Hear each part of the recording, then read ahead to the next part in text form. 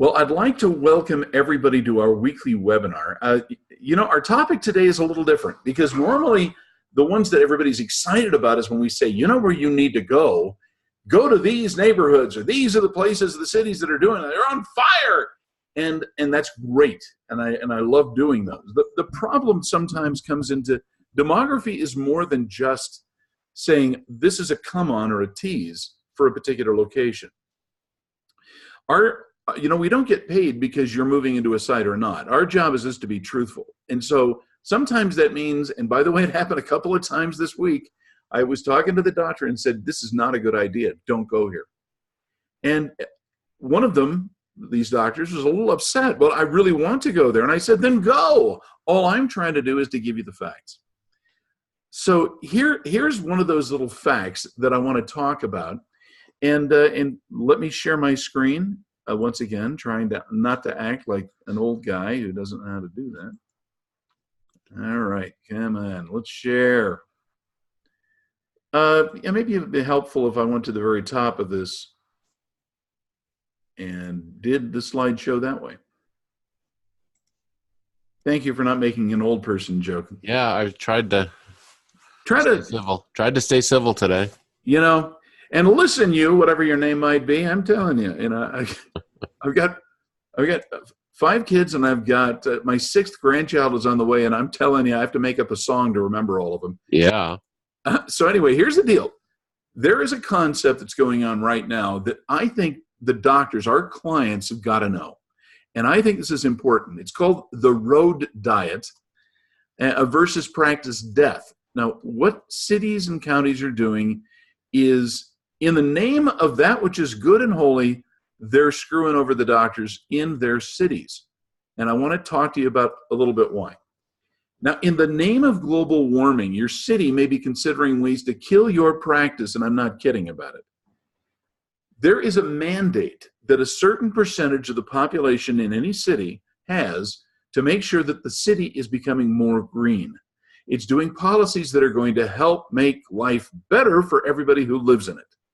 And I'm all for that. Now, I ought to tell you, I believe in picking up waste. I don't believe in people sleeping on the street, to be honest with that. I think that business owners are not valued as much as they should be, especially those that are doctors. Small businesses, and almost all of our clients are small businesses, even the DSOs, they don't have more than 50 employees in a single location most of the time. So there's a simple fact. They're not paying attention to you, and they're doing things in their policies that are hurting. And let me explain. They have a thing, this road diet. And by the way, I took this from an article by Charles DeGrasse in New Geography. It's a publication for demographers. And this is in the June 13, 2019 thing. When it comes to road diet, small businesses are the big losers. So let me explain what that is. A road diet consists primarily of 3 things. They're eliminating in cities 2-way streets. Now, they do this so that they don't have to expand streets or really change the physical structure. They're just eliminating 2-way streets so that now all of a sudden you have a 1-way street, which before had traffic in both directions. They're also creating bike lanes from car lanes. They're dedicating a lane of traffic, taking it away from the cars in favor of bikes. And then they're omitting street parking. Now, they're doing elimination of street parking for a couple of interesting reasons. One is it's not good for bicycle riders to have people who can pull in and pull out and maybe harm a biker. They also are hard to maintain and can be a little expensive and take a lane away of traffic. So they think, this is so great. We are doing something wonderful for our citizens in our city. We're so smart and we're so green. So let me explain something that happens here. This is a road diet. It discourages car dependence, which of course everybody knows is killing the planet. We know that the American automobile culture of cars is a terrible thing. Also, it encourages the bike culture. People can ride their bikes to and from work. It's much healthier. It's much greener, less pollutants. It also makes more attractive streets. They can do things where they don't have to have cars on the side of the road where you park. They can do all kinds of things like park benches and trees. The other thing that cities like is these road diets mean that there's no infrastructure expense. All it is paint. Most of the time, that's all they do. They come in, repave the street, put lines through, and there it's done. They don't have to do any physical changes, which are expensive. Also, there's very little approval process when you're just changing the paint, not putting in medians, not putting in restricted lanes, to protected left and right turn lanes. So there's a little approval process. They can do these overnight, and it is, by the way, virtue signaling by the city planners. It's a little green fascism, if you will. So what they're doing is they're saying, we are doing something so good for our citizens by doing a road diet, turning these into one-way streets and eliminating parking right near the offices and things like that. Great. Who could be against that? Well, let me explain who could be against that. First of all, not everybody is young and single and healthy. I try to make sure people understand, guys, you can't just do that. Parents with children have to put their children now in the back seat. Used to be you could put them in the front seat in the car seat. Now, by the way, you have to change the child's car seat almost every year because the size of the child has to be, for the right seat. Also, the elderly. Now, let me back up. I'm sorry. The parents with children, if you have to take your child someplace and you're a parent, that's not easy, particularly if you have more than one child. And heaven forbid, some people have 3. Now, I've got 5, or, when I was raising them. This is not a family-friendly policy. But the elderly are also having a hard time because what it means is, with this road diet, it means you have to park further and further and further away from the office.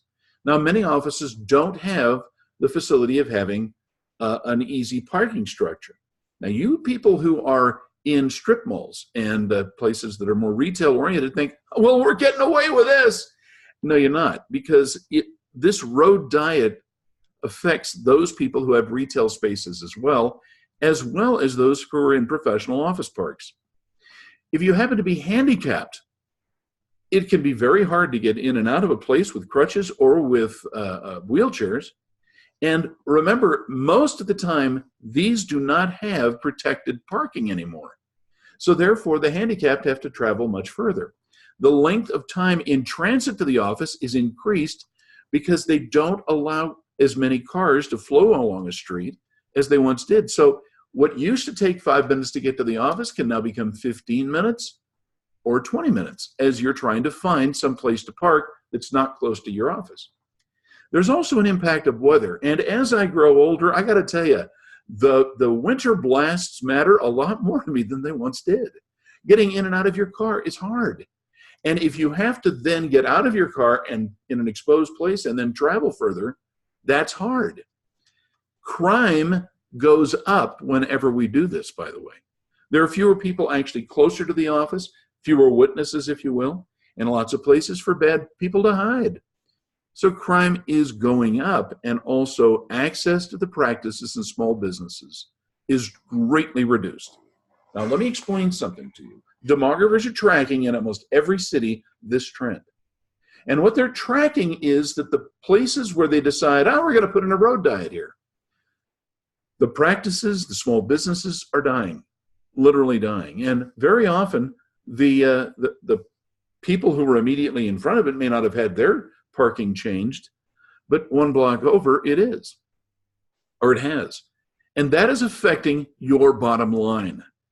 That's the problem.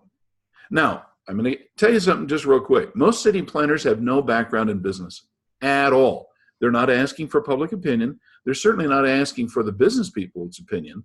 They're simply doing it in the name of all that is green and holy. And that is bad for you. So practices are having to go back to their landlord. Many people don't own their own building, and say, I can't keep paying this amount if my production is reduced. And therefore, some of them are taking issue with their leases. Now, look, if you're a building owner or you happen to be a practice that shares its space with somebody else, guys, this is going to affect you too. And it is a big trend. Now, what are you going to do? Recall, first of all, you're not alone. If it affects your practice, it's going to affect a lot of people. And you have to look at your neighbors, the business neighbors, as your colleagues. They're going to be your friends. They're going to be on your side. You've got to get together as soon as possible and organize. That's the only way to really defeat it. The second thing you got to do, by the way, is make sure your landlord knows what's going on. Many landlords are absent and they have a management company do things. When you see something like this coming, and you may get no notice of it, you got to sing loud and along and make sure people are aware. The impact, by the way, the thing that's so scary to me is it's immediate and it's huge. They may not even tell you that it's happening. They put up cones one day and the next day you got new lines. Cars aren't traveling as they once did, and all the attraction that people had going to your office because it was easy to get there from the school or from other offices or other retail, it's gone. City planners don't care. I know this is really a terrible thing to say, but they don't. So people have this idea that, well, we're doing this for the public good because we don't like global warming. I fully recognize that in 200 to 500 years, the temperature may change 3 or 4 degrees, potentially. I'm not sure of it, but I'm not going to make any great global warming claims. I'm just going to say, guys, that's why they're doing it, that little impact. Without any public warning, you don't have the ability to plan and unite. That's why doing something quickly is important. This fundamentally changes the value of your location. If you're in a negotiation for a new lease, or you're thinking about opening a new office, or you've got somebody who's selling a practice and you're going to buy it, you have to know all this. Now, I also have to tell you, you got to grow a thick skin, guys. Simply put, there are going to be a lot of people who are going to claim that you are the worst thing ever because you're not a friend of the earth. You don't like Captain Planet and Gaia. And they're doing this with virtue signaling. And therefore, if you disagree with them, not only are you wrong, you're the enemy. So guys, I'm sorry. You got to grow a thick skin. Now, this is what Thomas Sowell in his book, Applied Economics, referred to as stage one thinking. They don't really think very far through things. There is a thought that if we just give money to everybody who's a homeless person, get problem solved. Life isn't so simple, is it? You know that because you're a grown-up and you've been through school. But the stage one thinking is becoming pervasive, especially among city planners. So living wage might seem like a great idea, but if all of a sudden you're paying $15 for a Big Mac, this doesn't help McDonald's. If you think somehow we're going to be able to fix things by a simple fix, but like paying for someone else's education, don't mean to get overly political here, guys, it doesn't work. Now, let me just make sure that I remind you of something. Just through the end of June, we're having a special discount on the practice valuation reports. This is the most complete report that is written anywhere. It goes into demographics and into psychographics. A lot of competition information is discussed. We look at growth projections. And I'm also going to tell you something that makes us a little different. Do you know, we do specialty practices. Many of our competitors don't. They only do general dentists because general dentists are easier. But when it comes to looking at a pediatric dental practice or an optometrist, you guys, we do those because we understand enough about those practices to really see how things are working and how they're not working. Now, our job isn't to try to make you happy. Our job is to tell you the truth. And if something doesn't work, we're going to tell you. I hope then we have a little credibility with you. Now, don't forget, we do telephone consultations. Mike does telephone consultations on marketing. So before you spend a huge amount of money on some plan, I want you to talk to Mike. He's pretty darn smart about this stuff well, I taught him everything he knows. All right. Maybe I didn't tell him everything, Well, Scott, you're still controversial, All right. What did I do wrong here? Seriously. You're really kind of probably riling people up right now. And now I have to deal with them. They're mad. Yeah, well. Now I've got to settle them back down and, get them. Charming. Yeah, exactly. So regardless of Scott's controversy or where it is that you live in the country or whether or not these things are impacting you, which they probably are, or if they're not now, they are going to in the future.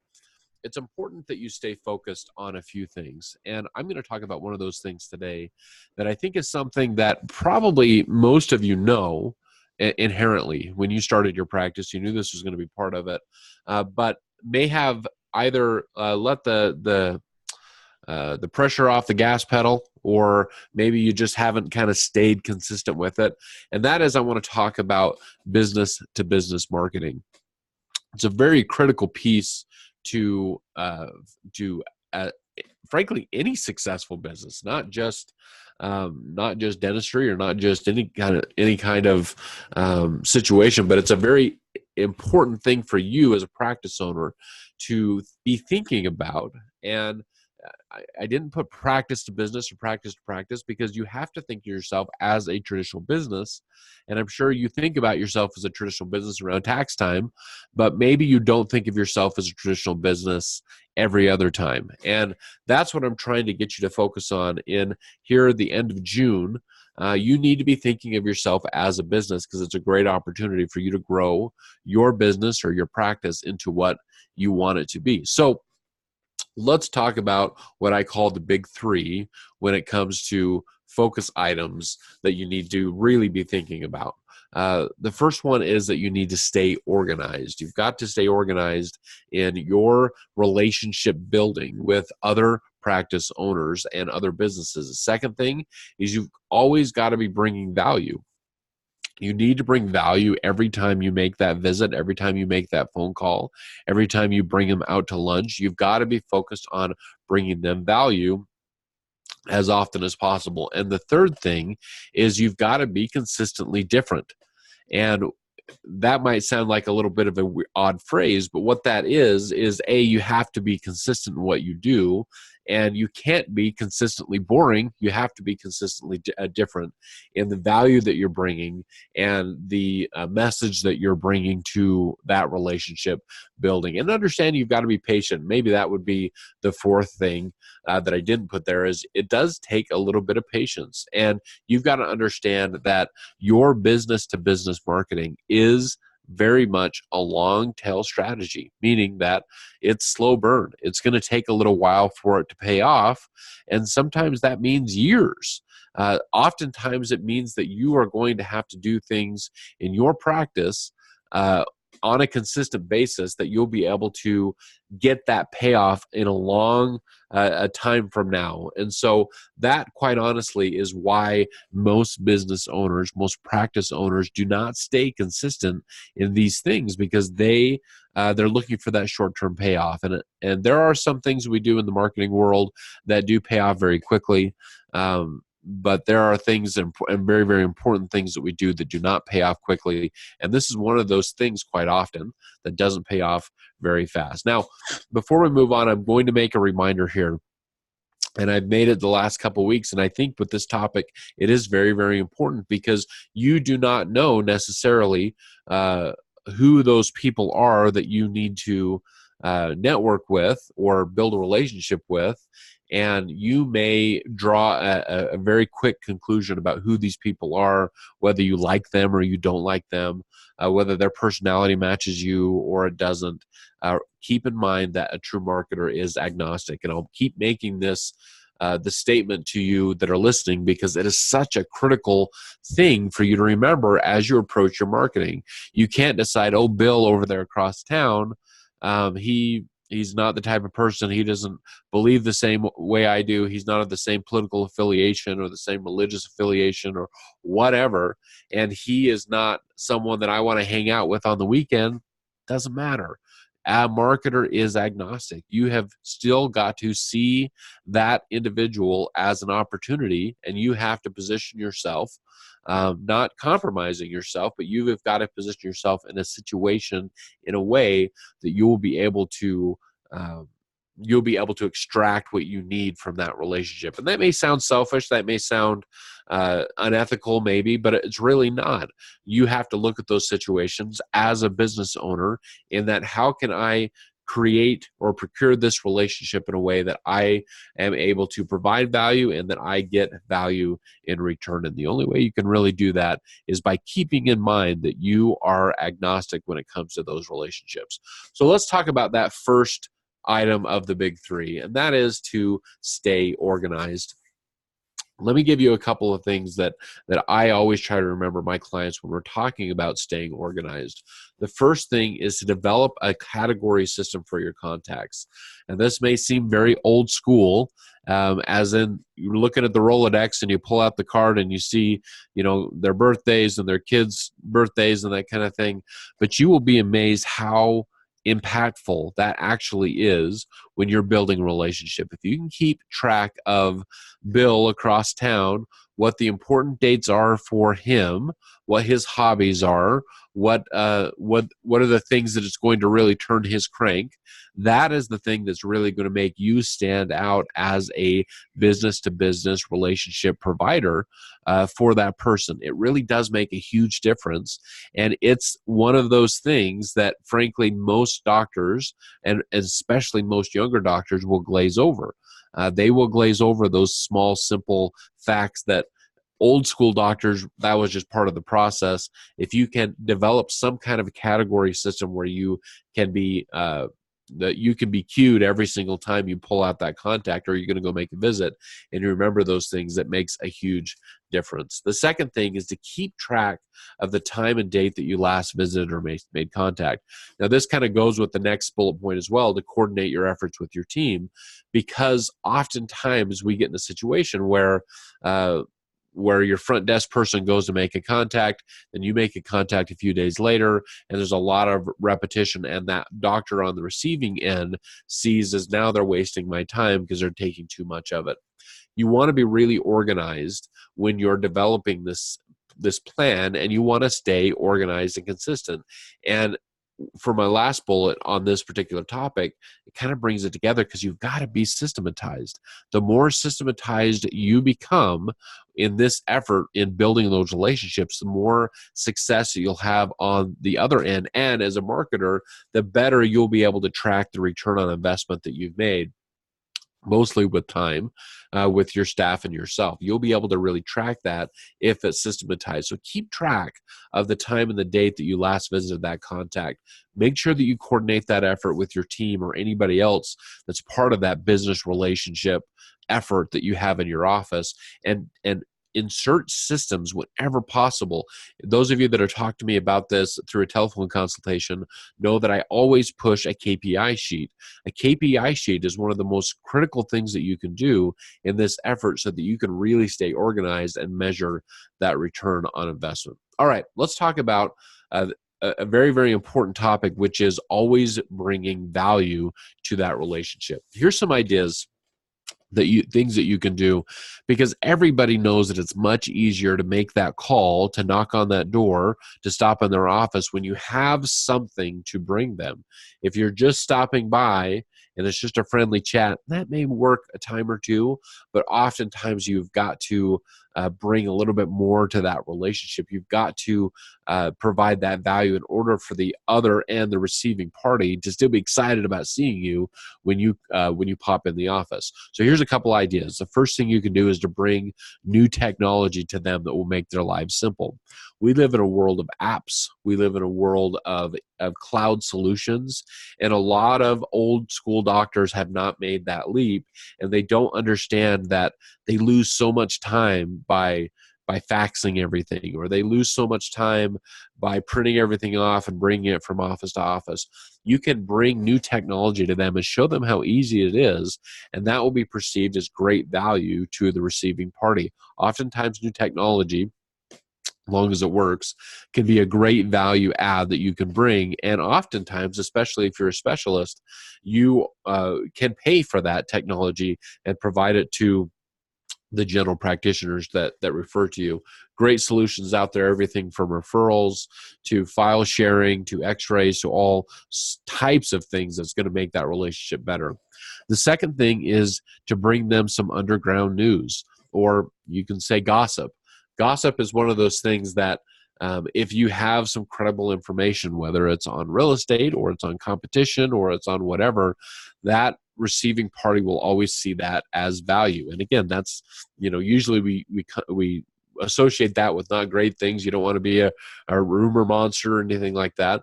But if you have some underground news that you can provide for them, that can build that trust relationship that you have with that person, and that usually will be reciprocated on the other end, which is usually very helpful. The third thing is if you can provide a relationship connection with that person. If you're in the area and you can make a connection that doesn't necessarily align your pocket, but will help two different parties connect together, that's a huge value that you can bring in your community, and will be seen as a very, very critical and key role that you're providing, especially if you've been in an area for a little while and you want to help a new provider in the area. Frankly, even if they're competition or not, with a relationship connection can be a huge thing. So keep that in mind when you're looking for something to bring value. And the last one, and maybe the most obvious, is that you provide new patients for that person. Again, if you're a general dentist, if you're a general practitioner and you're providing for a specialist, at the end of the day, a new patient is always the highest value thing that you can bring and provide. And so be at the lookout for any opportunities when it comes to that. The last thing that we have, or the last of the big three in my mind, is to be consistent. I'll be frank, this is really where most of your competition is going to fall short. And in my mind, where you have the most opportunity when it comes to really standing out for the things that you're providing. You want to stay excited and committed beyond those 30 days. Everybody it gets excited about 30 days. It doesn't matter about if it's posting on Facebook or doing this new initiative or whatever. It's easy to be excited at the beginning. It's those people that stay consistent in the long term that really get that payoff. And so make sure that you're the provider, which I would say is probably only 10% of those that are really out there trying to build relationships. Be part of that 10%. Be committed and excited about it beyond those 30 days. Now, if you do the other two of the big three, it's going to help you stay excited and committed because you'll start being able to see return on investment. The second thing is to put those systems in place and stay true to the systems. Again, that's one of those things that there are lots of opportunities and softwares and apps that are systems, and they can be put in place, and oftentimes you'll even spend a lot of money on that training, but you've got to stay true to the systems. If you have a CRM that you've developed and implemented into your office, make sure that your staff is using it. If you've implemented a KPI sheet, Excel spreadsheet or whatever to track your activities, make sure that it stays consistent. Review it every single week when you have your staff meetings. Review that KPI sheet and make sure that people are actually using the systems and tech that you've put into place. And the last thing is a little bit of self-awareness.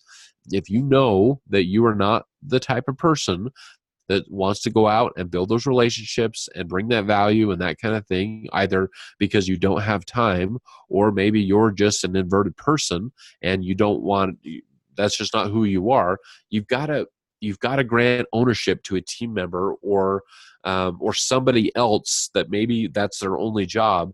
You've got to grant that ownership and allow them to go out and build those relationships for you. Now, I always say that the best opportunity is, in my mind, is for you to be that primary person, and you to be the person that really makes that difference and really goes out of your way to create that relationship.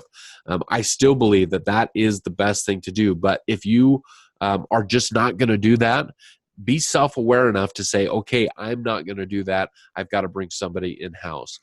Now, these are just what I would consider the big three to building those business-to-business relationships. This is really something that we could talk about for hours and is really a very customized thing to each doctor that I work with, but can be the biggest thing that is the difference between success and failure, or at least good to great, right? We use that phrase a lot, can be the thing that will really make the difference in you really standing out. Because I'll be frank, most doctors aren't very good at it. Most businesses just aren't very good at building those relationships, especially past that 30-day period. So again, you be part of that 10%, you create those relationships. If that's something that you want to talk a little bit more about and would like some help and accountability and coaching in building those relationships, feel free to reach out to me at mike@drdemographics.com.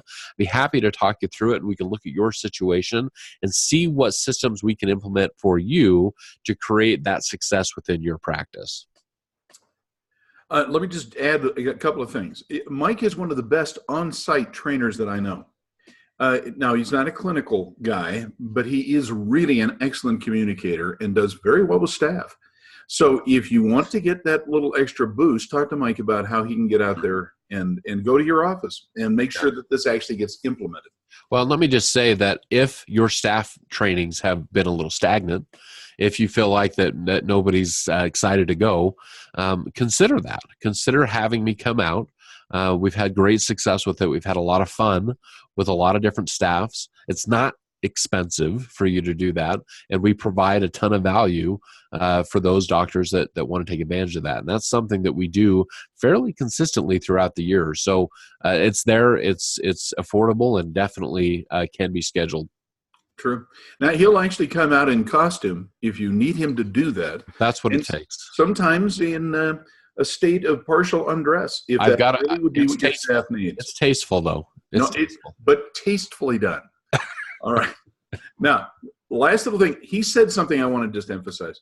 You guys, I understand consistency is important. I want you to know something about this podcast and our webinars. We do them free. There is no sponsor for this. There's no hidden agenda here.